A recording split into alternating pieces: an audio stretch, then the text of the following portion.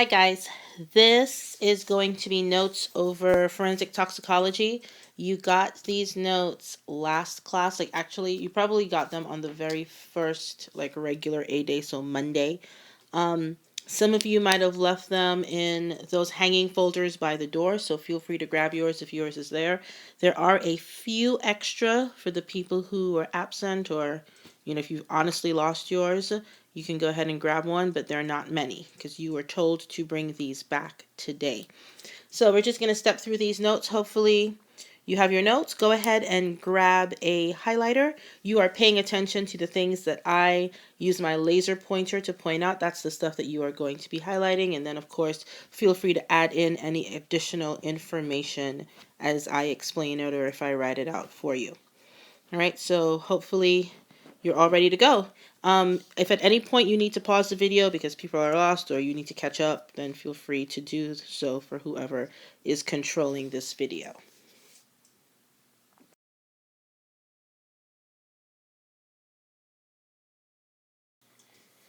All right, so our format of notes for this particular unit is going to take two sections. We're going to talk about pretty much the role of the forensic toxicologist and what is forensic toxicology, and more about alcohol on today's set of notes. And then when I come back, we will do controlled substances, where we talk about drugs and the majority of what's going to be in your presentations for the individual drugs that you have been assigned or you have chosen. Okay, so toxicology, and this definition you will need to know, is considered the study of drugs and poisons and also their interactions with our body or their effects on the body. So again, toxicology is the study of drugs and poisons and their interactions with or the effects on the body, a living body or system. So let's give a working definition for what a drug is. A drug is a natural or synthetic substance that is used to produce a psychological or physiological effect of some sort. So it affects the way your body behaves, it affects the way your body works with itself, especially your brain and how your brain is utilizing the various parts of your body for its functions. Forensic toxicology is where we take the forensics and the biology and we kind of apply all of it to a law situation. So it's the application of toxicology to the law. And the most prominent places that we see toxicology applied would be places that involve drug testing or places that utilize drug testing. We see a lot of toxicology applied post-mortemly to a body, so after death. And then we also see it in human performance testing.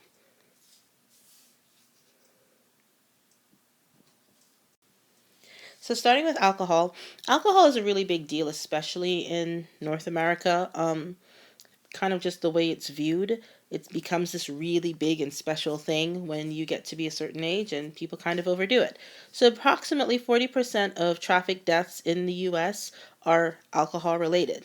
And toxicologists have had to develop a specific set of procedures that allow us to measure the degree of alcohol intoxication in the body. And you will learn these steps a little bit later on. The methods that we use for diagnosis of alcohol-related intoxication must be defendable within the framework of our legal system. In other words, we just have to make sure that the methods we utilize are defendable in court. Alcohol is highly susceptible to our body's natural processes, metabolism being one of them. So let's talk about what metabolism is a little bit, and then let's talk about how it affects alcohol levels. So metabolism is it's pretty much every single chemical reaction that's taking place in your body, both the ones that break things down and the ones that build things up. Okay, and there are three separate steps to metabolism and their effects on alcohol, and you do need to know what those steps are. So the first step is absorption. Alcohol pretty much appears in your blood within minutes of consumption, and it slowly travels via your bloodstream throughout all parts of your body.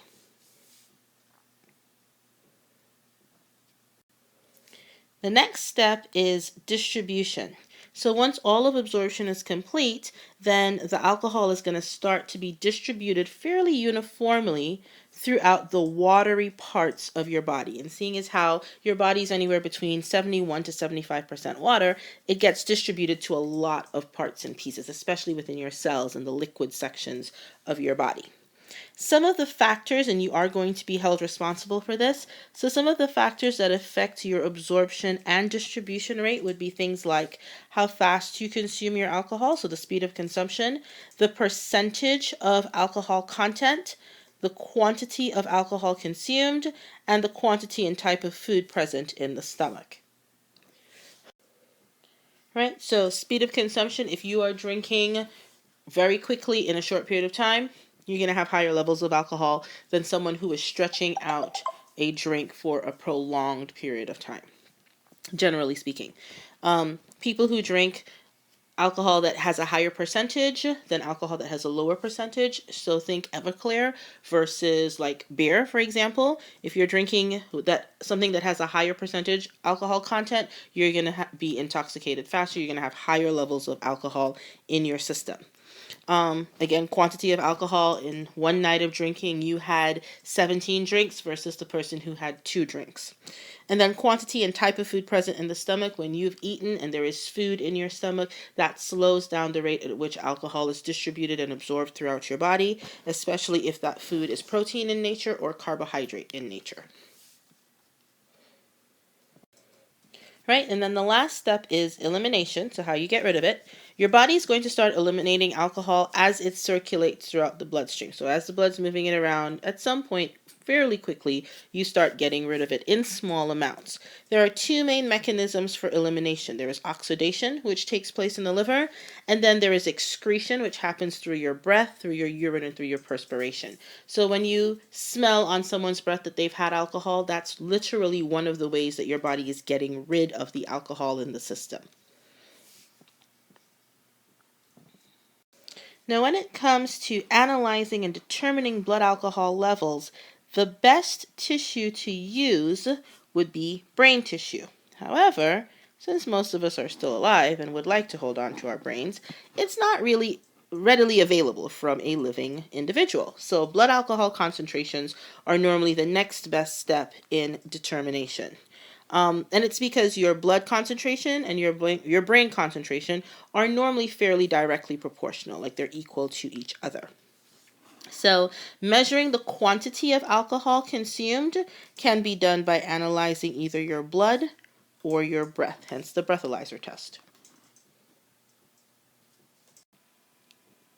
So when testing for intoxication, the breath test is the most widespread method, fairly common. Everyone's at least heard of it before. And what your breathalyzer test is going to measure is the alcohol content in what's called alveolar breath. So that's breath that's coming from deep within your lungs. You know, when they talk about breathe with your diaphragm or breathe from deep, that's your alveolar breath. It's not shallow breath that's coming from the top section of your lungs. It requires no less than 1.1 to 1.5 liters of deep breath, and this ensures that you are utilizing the breath coming from deep down within your lungs, or what we call deep lung breathing. For accuracy, they try really hard to avoid what's called mouth alcohol, it's like the remnants of alcohol that you would have in your mouth from having just had a drink, like recently having had a drink, or using cough medicine or mouthwash, or belching, burping, or regurgitation, like you threw up. You know, you've been drunk for a long time, you threw up, and now you have alcohol in your mouth because you've thrown up recently, not because you've just had a drink recently. All right, so go ahead and include these 3. Okay, this is what we do for accuracy.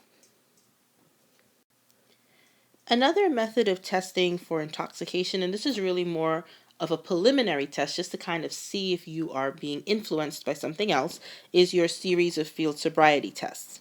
So field sobriety tests are preliminary, meaning they're normally done, first, and it's to determine the degree of physical impairment that someone might have. And it's also to decide whether someone should continue testing this individual? Should we do further tests? Should we do a breathalyzer? Because your reaction time or your behavior or the movement of your body suggests that you are intoxicated or under the influence of something. Okay, so the first step in your field sobriety tests are called psychophysical tests, and there are three types or three individual tests that they will do. The first one is called the horizontal gaze nystagmus. All of us have experienced this before, but normally it's done by your doctor. So it's where a police officer or even a doctor will stand in front of an individual and say, without moving your head, without turning your head to the left or to the right, follow my pen or follow my finger or follow my flashlight with just your eyes. And they will move to the left and see how quickly it takes you to figure out, or change the movement of your eyes, and then to the right as well. Then there's the walk and turn, where you put one foot in front of the other and then you execute a 2-foot turn, and it's normally done on a straight line. That would be the second test. And then the third test would be a one-leg stand, where they have you hold one leg with your heel area close to like the knee of your standing or supporting leg, and you try to hold your balance in that position for an extended period of time.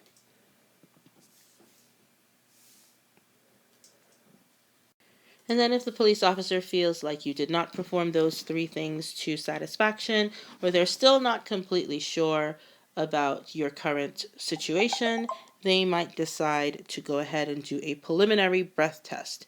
And it's done using a handheld breathalyzer or breath tester. And that little machine, which you can see a picture of it right here, measures how much alcohol is in your breath, and it uses a fuel cell to do that. That's the energy source for this machine. Excuse me. So pretty much these combinations of things should establish probable cause for a policeman requiring a more thorough breath test or even a blood test.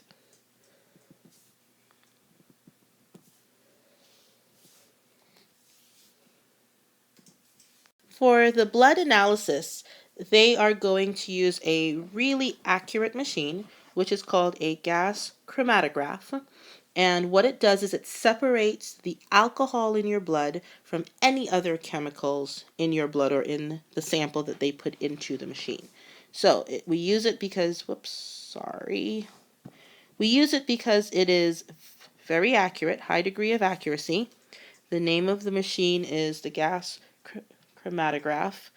The process is called gas chromatography. And what it does is it separates the alcohol in the sample or in the blood from any other chemical that might also be in that blood. So let's talk about how we're going to go through and collect and preserve blood. If you've ever given blood before or had blood drawn or even had an injection given to you, then before they do anything with the needle and like actually inserting it into your skin, they're going to prep the area and they're going to clean off the area, hoping not to introduce pathogens or bacteria to that person.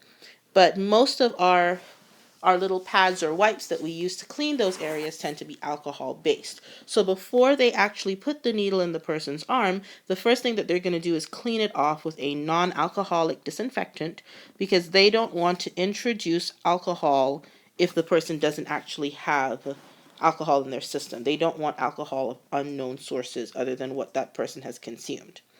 Once the blood has been taken, it's going to be placed in a tube. If you look right here, you can see some examples of these different tubes. The difference between the colors is just what other chemical is in the tube. Some of the tubes have chemicals that prevent your blood from clotting. Some of the tubes have a jelly-like substance at the bottom that helps to separate the red blood cells from the liquid part. It just kind of depends on what types of tests they are going to be running on these blood samples. So once the sample has been placed in the tube, the blood is then going to be refrigerated, because if it does not get refrigerated, over time the red blood cells start breaking down, which is a process called hemolysis, and that blood sample will not be useful to a technician. So it must be refrigerated until it's delivered to the lab. Then they also have to make sure that it doesn't take even if it's refrigerated, they have to make sure that it doesn't take too long for it to get to the lab because it can't be sitting in storage for an extended period of time. If the blood is post-mortem in form, meaning it's coming from a body that's already deceased, then it will be collected from a variety of body sites if there's even blood available in that deceased body to begin with. So in terms of laws that affect blood alcohol levels, the Department of Transportation has recommended that all states adopt a 0.08% blood alcohol concentration as the legal measure for drunk driving. Okay, so this is based on our Department of Transportation. And this percentage has been adopted by all 50 states. Now, the 0.08% only applies to non-commercial drivers. So you and me driving our own cars, whatever. For commercial drivers, it's actually lower than that. It is 0.04%.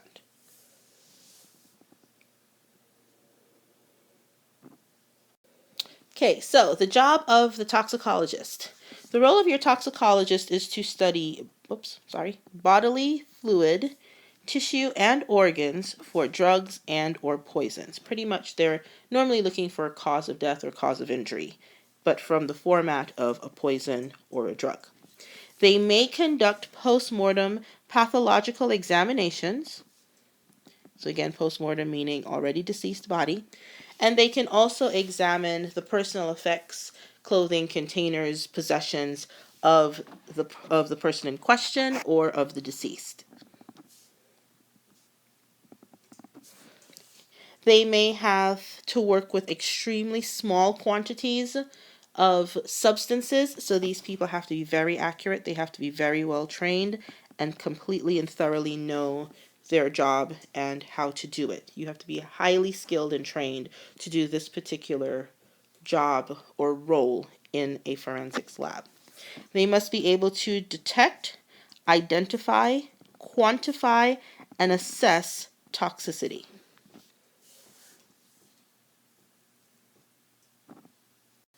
Okay, so for the most part, they work predominantly on blood. They can also work on urine, and they also work on actual bodily tissue. So in terms of collection and preservation of your evidence, when possible, they will collect both blood and urine, if that's available. When it comes to your urine samples, we call each sample a void. The preference is to collect 2 voids or 2 separate samples of urine in separate marked specimen containers, which are sterile, meaning that they're completely clean and they haven't been opened or used by anyone or anything else.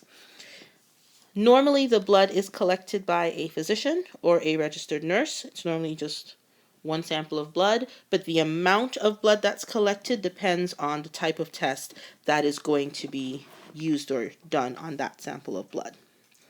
So the blood is normally collected by a physician or a registered nurse, if that person is available, and the amount depends on the type of test that the toxicologist will run.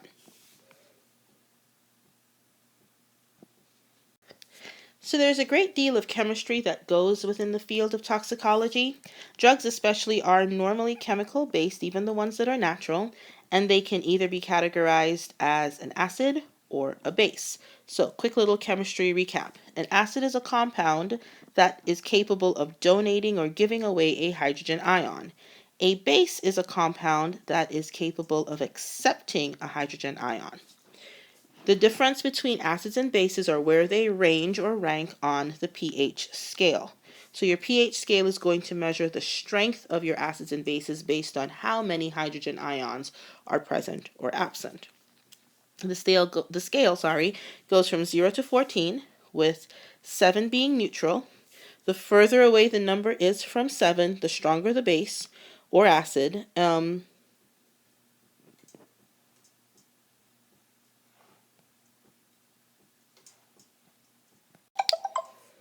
Another method utilized for quantifying and identifying drugs is called thin layer chromatography, or TLC. And thin layer chromatography is going to separate out all of the component parts found in a sample.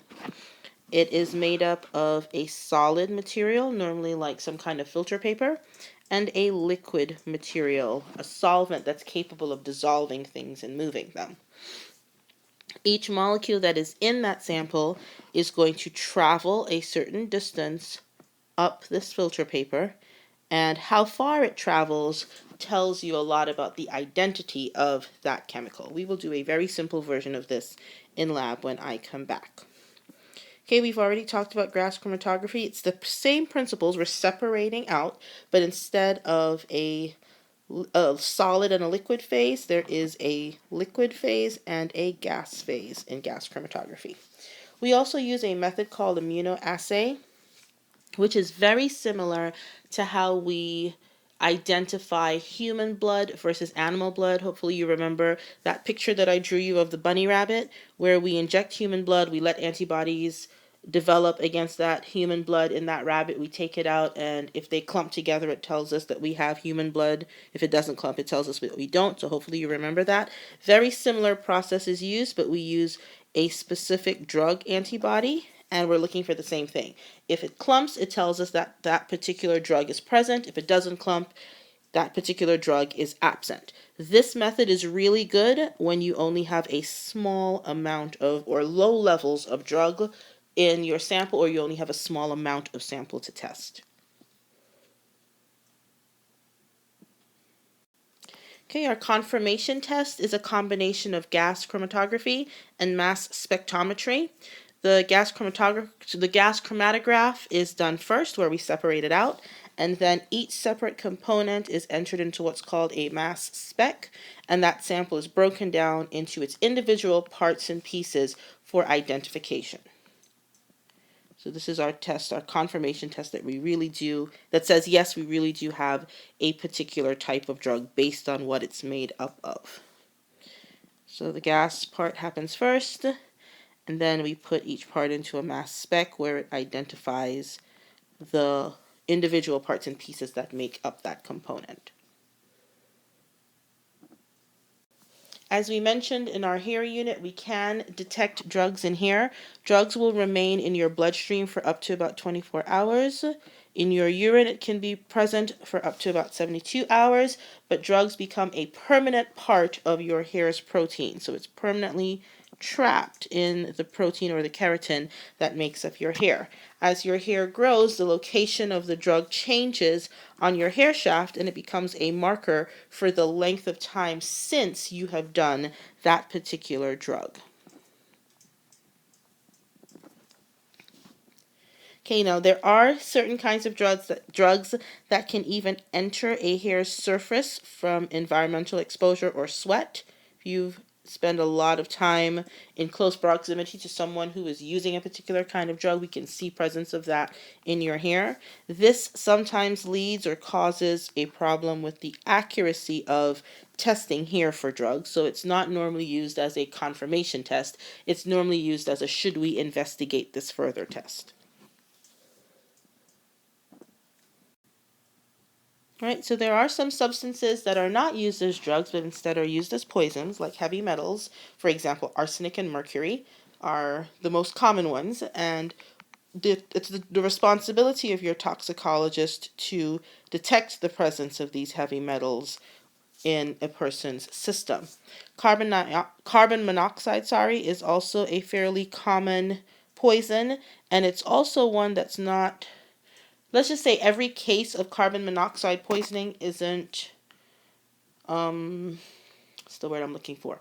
The person isn't aware that they're actually poisoning themselves. They didn't attempt to commit suicide. They didn't try to use carbon monoxide to kill themselves. It's something that's easily leaked within a house, especially if you're like one of those people, you sit in your garage with your car running and you're like texting on the phone or talking on the phone, but the doors are kind of closed up. You are increasing the levels of carbon monoxide that your body is being exposed to. So sometimes we see carbon monoxide poisoning that is completely an accidental situation. In terms of its significance, so once we have confirmation of a drug, we've identified a particular drug, the toxicologist must assess its influence on the behavior of the individual. with the amount that we have found in this person, what could that have led to? Does this corroborate our case? Is it possible that the death we are seeing is a direct result of this person being influenced by this particular drug or alcohol or whatever? All right, and as usual, here are our sources. So this is the end. Hopefully it wasn't too painful. You do have some work for me that you should be working on for the duration of class, and then you will turn that in to the box as always, and I will see you guys next week. Have a great weekend.